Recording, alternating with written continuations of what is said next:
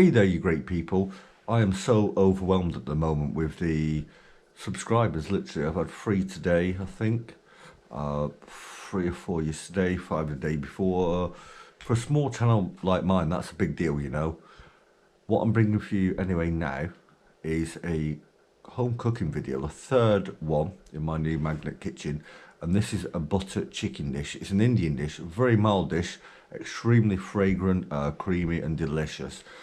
By the way, if you don't have the jar of butter chicken, which I'm using in this video, if you watch the video a little bit further on, you can see how you can substitute that jar for things you can buy in any store, grocery shop, anywhere, literally probably in the world. Also, quick shout out to my newest subscriber, who is Elsie Gino. I think I hopefully said that right. Thank you so much, and what a really pretty and unusual name, Elsie. You know, you don't hear that often these days. Let's get into cooking this butter chicken anyway, and I hope you will all enjoy.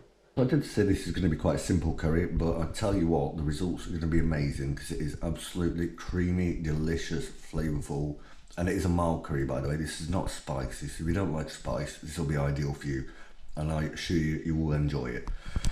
I'll show you first here quickly. We've got 350 grams of chicken breast, and I've diced it about 1-inch cubes round about. Get them all sort of the same size, because when you do put them in the wok or the pan, it's important they're all similar size, because if you've got a small piece of chicken and massive chunks of chicken breast, the small bit's going to be overdone and tough, and the larger bits are, might end up even being pink in the middle or not cooked, so that's quite important. On this I put 1/4 teaspoon of ginger powder, about 1/4 teaspoon of garlic powder, probably 1/4 teaspoon of sweet red paprika powder, about 1/4 teaspoon as well of coriander powder, and some black pepper and Himalayan pink sea salt. Obviously I've got 5 loose cherry tomatoes. I did have a small onion that I've diced up fine, and a slightly larger one. And this jar, and yes, it is cheating a little bit, I normally don't use jars, I make the sauces myself, but it's about 11 at night when I'm recording this, and I've still not eaten a thing today, but I'm using this Patak's butter chicken. As you can see, it says mild, and it is very mild. I'm just going to show you a few of the ingredients on the back if you can see this properly.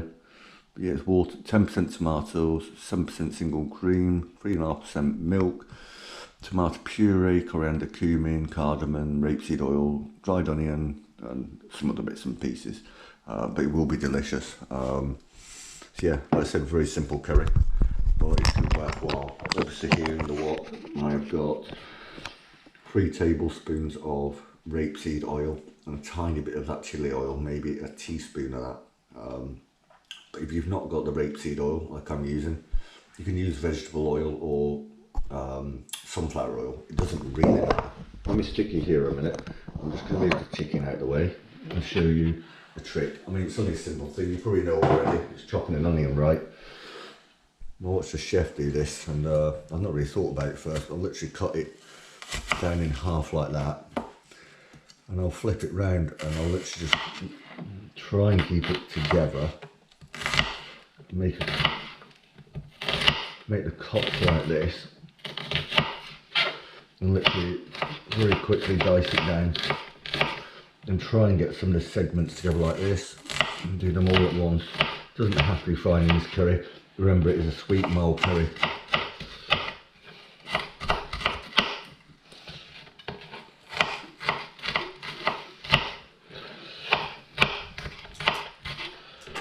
I said I'm not worried about chunks of onion in there.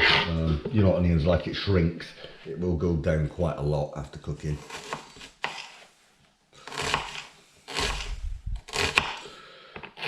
One thing as well, a lot of people say I can't cut onions because my eyes water and it makes me cry and all that sort of stuff. If your onions are actually properly fresh, then that shouldn't happen. Like, I'm having no problems whatsoever at the minute cutting these. And by the way, I could go a lot quicker, but when you're talking, I'm a man at the end of the day. When I'm talking and trying to chop at the same time, and by the way, this knife is a really good knife by a really well-known chef. I just don't want to cut my fingers off. So with my 2 onions all diced up like that, like I said, it doesn't have to be perfect or small. I'm literally going to just move them to the side, the tomatoes. I'm literally going to stick that in the wok. The wok, by the way, I've not got hot yet. So I've literally started recording. Get all that in there. And I'm going to literally just move that around in the wok. Get it well coated with all the oil and everything else. Remember, every part of this, I'll put a little bit of salt and black pepper on these onions as well. That's just to season them. But yeah, for this I'd turn up the gas to maybe a medium. If you're on an electric cooker like I am, on about halfway and about 3 out of 6 on the ring, and do that for around 5-6 minutes until the onions become almost see-through, translucent. I'll get back with you in a second when we're at that point. I've not seen any of my cooking videos yet, and this is the first one you're watching. I mentioned this before in a few of the videos, and it's so you don't end up with an oil slick on the top of your curry or your spaghetti bolognese or stir fry, whatever you're making. Instead of keep adding more and more oil, just add a little bit of water at a time. You don't end up with a really oily, greasy final dish then. You know, the massive film of oil on the top, which is disgusting. Anyway, I've done these onions now for about 5 minutes. As you can see, they've changed colour. What we're going to do now, I've finely diced some fried cherry tomatoes, so we're going to add them in now. And scrape them off the chopping board. And put them in there. Along with all the goodness and juices. We don't need this anymore, so this is going in the sink. All of them nice. What we do now is going to take our chicken breast, which I've shown you, which I've seasoned all this mild spices I told you about, the ginger, the garlic, the salt, the pepper, the red paprika, and coriander. I'm going to dump that in there. And now get rid of the plate as well and see. What we're going to do now is we're going to turn the chicken breast and just put in there. Through the onions and tomatoes we just added. As you can hear, the actual temperature of the pan and noise of it has changed because we're putting cold chicken in into a warm pan. With things like this, it doesn't matter if you're using chicken, diced beef, whatever. Take it out of the fridge a good half an hour before you actually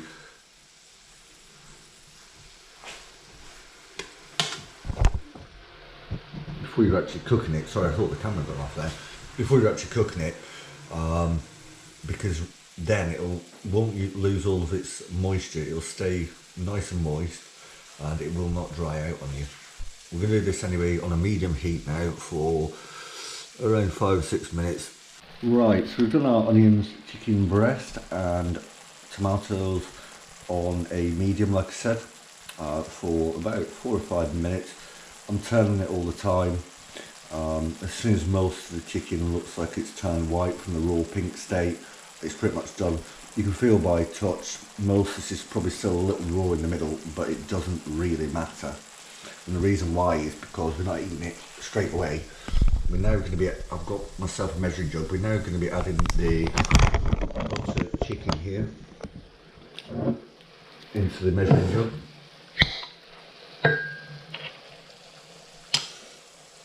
There's always some left over, so this is at this point. We go over to the sink, fill up the jar with probably about 150, maybe a bit more, 250 ml of water. Make sure the lid's properly on, if not, you're going to have problems, it's going to go everywhere. Give that a good shake. And then we're going to dump that in there.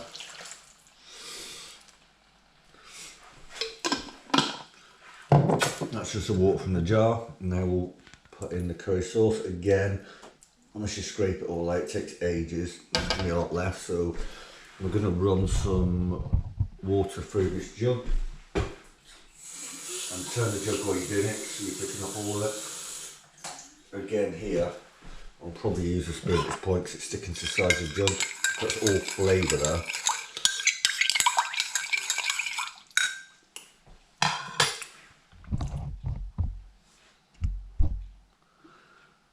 We'll now add that to the wok. Make sure that's pretty clean, there isn't really much left in there, right?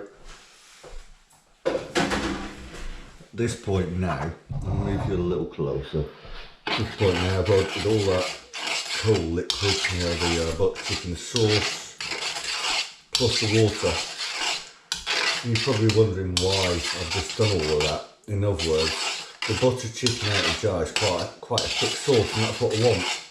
However, I've added the water to extract all the last bits of flavour out of the jar.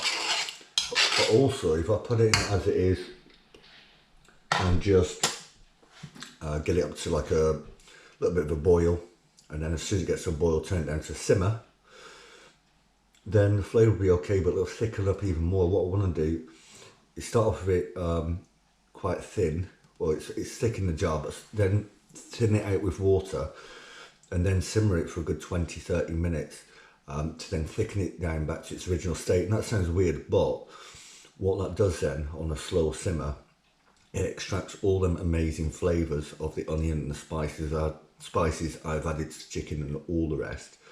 So it'll be worthwhile. So yeah, here now we're going to turn the gas up, or the electric in my case, up to pretty much medium to high. I've got it on 5 out of 6 now. And as soon as it hits a sort of slow boil, gentle boil, as soon as it does that, we're going to turn it down to about 2, so like a lowish heat.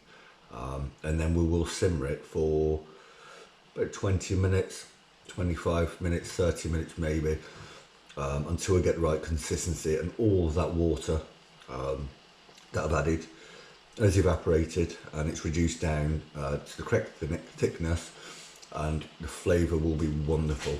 I'll join you in a second.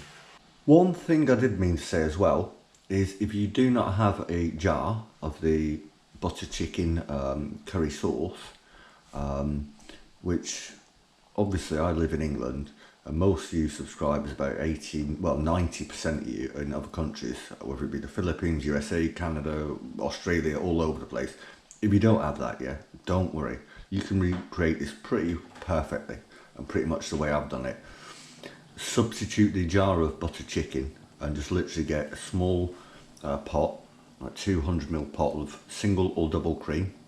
It doesn't have to be 200ml pot, just put 200ml of that in a measuring jug, along with 200ml of water, and just make sure you season your chicken with the little bit of coriander powder, quarter of a teaspoon, quarter teaspoon of garlic powder, quarter teaspoon of ginger, and salt and pepper, and the results will be very, very much the same. And also add probably about a 15 gram knob of butter as well. Right, so we've reduced our curry, butter chicken curry down now for around 25 minutes on a medium, on 3 out of 6 on this electric ceramic top. So it's just about done now. And I've learned a trick as well. Normally I serve this with rice, either normal rice out of a bag that you do yourself, or, in all honesty, recently I've been buying the pouches of microwave rice. And in my local Lidl store, you can get about 30 different types of microwave pouches of rice. Anything from Mexican rice to Chinese egg fried rice to long grain rice, Indian yellow pilau rice with turmeric in, all the rest. And that sounds stupid, but these pouches of rice cost about 50 English pence from the local supermarket. All you do is you tear them from the top, literally about an inch, and put them in the microwave for 2 minutes, and they're done. And to be honest, it's far more economical to do that. I know you're going to say, well, you get a kilo of rice for probably like 50p or a pound. Yeah, maybe, but with the cost of electric now in England, which has gone up astonishingly, put it this way, maybe just around the start of the Ukraine war, I was putting about £10 electric on every 2 weeks. That would last me 2 weeks, yeah, on my top-up meter. It's about 40 quid for that same period of time now. It's literally quadrupled, so it's mad. So I thought of doing rice for 15-20 minutes out of a bag. There's no point. It's actually cheaper to buy the pouches. And a trick I did learn as well, like I said, I normally serve it with rice. I don't have any at the minute, microwave pouches or not, but I always serve it, and this time in a bowl, with one of these garlic and coriander naan breads, which are amazing, these Indian naan breads. The trick I've learned is, I literally, up until not long ago, I had a toaster, a really nice Breville toaster, a stainless steel one, quite expensive one. For some reason over one day, it just went wrong. And every time I pulled down the lever on the side to drop down the toast and start warming it up, it tripped literally my fuse box. My fuse box got tripped, and the sockets, all the sockets in the whole flat go off, so obviously it's faulty. So I had to throw that out. So by accident I discovered that rather than putting the oven on to do the naan bread, I literally, it sounds stupid, but on a low, I'm on 2 now by the way, yeah? On a low, I will literally toast my garlic and coriander naan bread, my small naan bread, on top of this. But please don't go anywhere when you do this. Don't go sitting down in the lounge, the living room, or anything like that. Just keep it moving all the time. As you can see, it's toasting nicely. I'll literally keep doing this until it's got a little bit of colour, a little bit of bite to it. For maybe, I don't know, 3 or 4 minutes, but keep moving it all the time. So yeah, I'm going to serve, like I said, I'm going to serve the curry with one of these garlic and coriander naan breads. I'll put the curry in a bowl, unless I ain't got rice, normally it'd be on a plate. But yeah, like I said, it's cheaper to do it on top of here without a toaster, and definitely without putting the cooker on, because that will burn electric like hell. I really hope you enjoyed this video anyway, and if you're wondering why I do massive wokfuls like that of like curries and spaghetti bologneses and all that, the reason why is I'll literally have a couple of bowls of that with 1 or 2 of these garlic and coriander naans, and the rest then literally will get put into food bags once it's gone cool. We've got these freezer bags, and literally then it goes into my freezer. If you watched my video a few days back, this is actually a big portion of the king prawn boona curry I did. I've got, you know, you probably can't see through, but I've got some more down here, which is actually the sweet and sour I did, which I did not record. I've got a block of spaghetti bolognese, and you can see it down there, the freezer bag. Like I said, my freezer is absolutely crammed to the hilt. I've got enough prawns here to feed, I don't know how many. Got loads of bags of these king prawns, the raw jumbo ones. They're normally about £5–6 a bag in English pounds, but they've been offered recently for £2.30 or something. So I've literally got 1, 2, 3, 4, 4.5 of them, because I use half bag a day.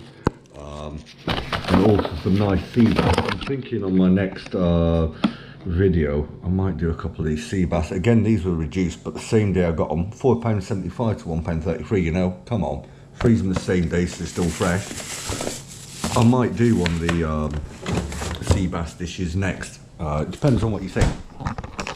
And yeah, I've got a lot of food in there, and that's not me being greedy. It's just with the prices of food and everything else, and especially in this country of England, if it's reduced, grab it where you can. If it's freezable, freeze it, you know. Nothing wrong with stockpiling a bit while it's so available for cheap, you know. Please go ahead and check out my other great content and play this on this Paulbhustlin85, and I hope you enjoyed this little cooking video with me in my new magnet kitchen. Please also don't forget to like, especially subscribe, and hit the notification bell. I'm going to go and eat now. Thank you so much as always for watching.